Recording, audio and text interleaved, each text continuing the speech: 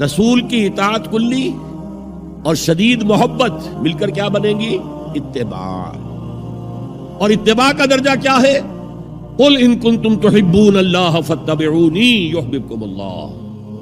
اے نبی ان سے کہہ دیجئے اگر تم اللہ سے محبت کرتے ہو تو میرا اتباع کرو، میری پیروی کرو، میرے نقش قدم پر چلو.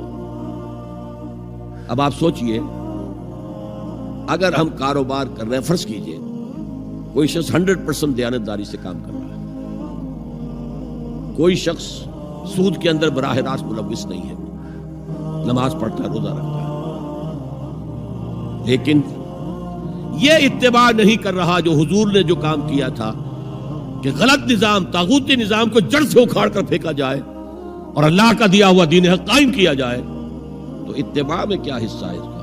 کوئی نہیں. ایک سوال آپ سے کرتا ہوں،